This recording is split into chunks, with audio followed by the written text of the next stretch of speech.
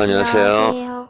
오늘은 다윗이 골리앗에게 왜 돌을 던지는지에 대해서 알아보도록 하겠습니다.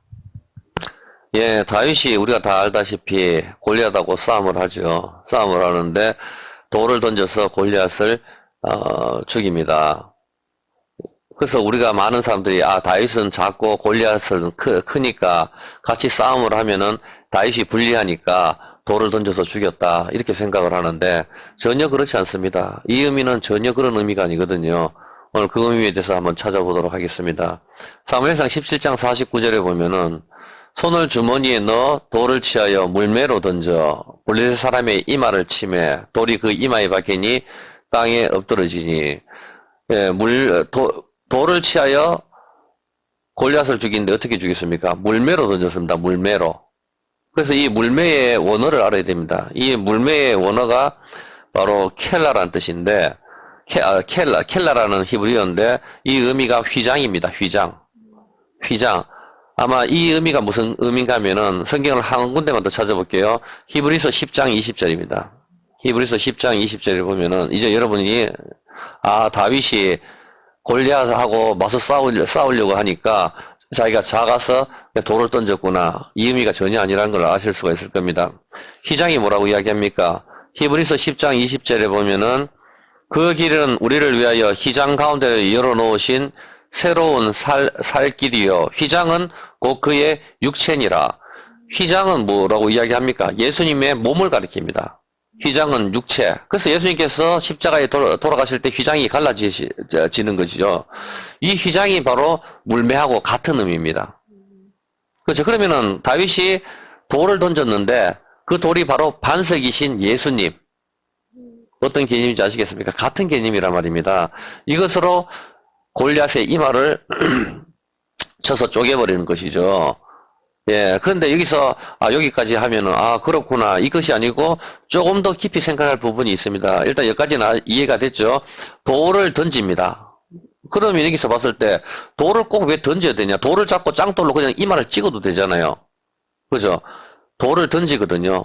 돌을 던지고, 돌을 던져서 죽이는데, 휘장은 제가 육체라 이야기했습니다. 반석이신 예수님을 의미하는 것인데, 한 군데만 더 찾아볼게요.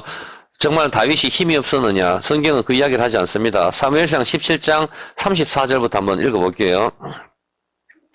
다윗이 사울에게 말하되 주의 종이 아버지의 양을 지킬 때에 사자나 곰이 와서 양떼에서 새끼를 물어가면 내가 따라가서 그것을 치고 그 입에서 새끼를 건져내었고 그것이 일어나 나를 해하고자 하면 내가 그 수염을 잡고 그것을 쳐 죽였나이다.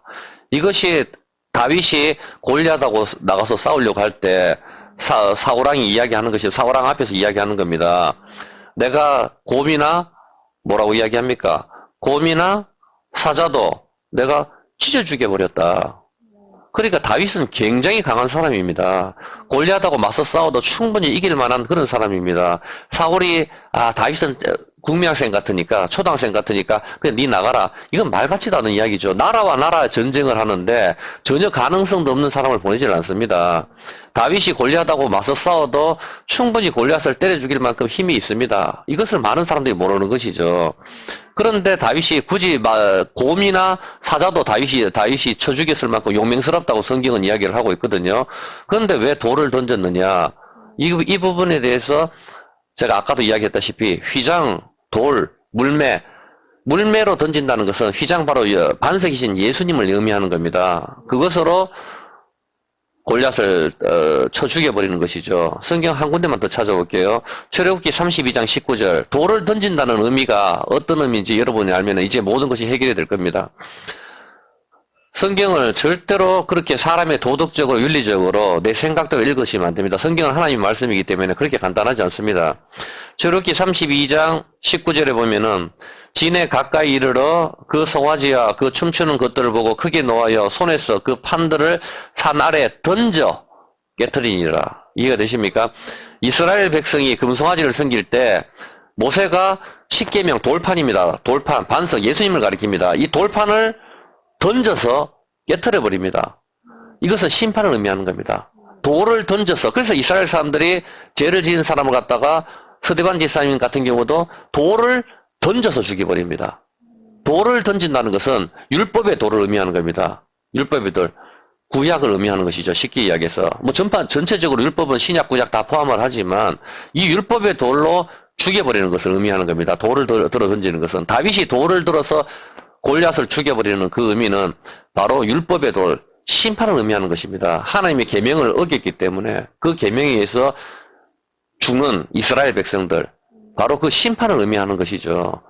골리앗은 바로 골리앗의 뜻은 벌거벗다는 뜻이 있거든요. 그 벌거벗다는 것은 에덴 동산을 갖다가 의미하는 것이죠. 에덴 동산에서 선악과를 따먹었을 때 벌거벗은 수치가 드러 보이는 것이죠. 바로 그런 의미가 있는 것입니다.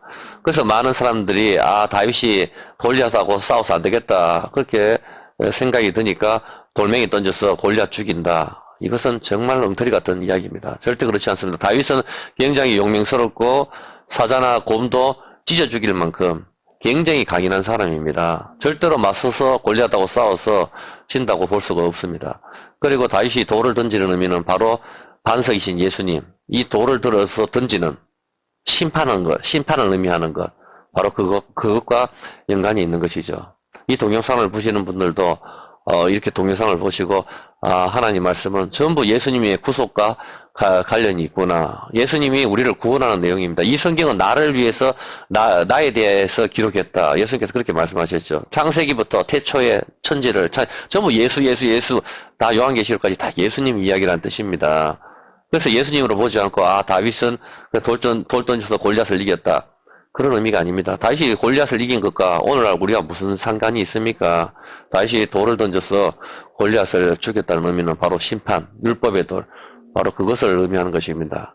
그 심판을 예수님께서 받으시고 우리한테 다시 복음, 신약, 두 번째 돌판을 주시는 것, 전부 그런 개념으로 연결이 되는 것입니다. 예, 이해가 되셨습니까? 예, 오늘은 여기까지 했으면 좋겠습니다. 네, 오늘은 다윗이 골리앗에게 돌을 던지는 이유에 대해서 알아보았습니다. 네, 감사합니다. 네, 감사합니다.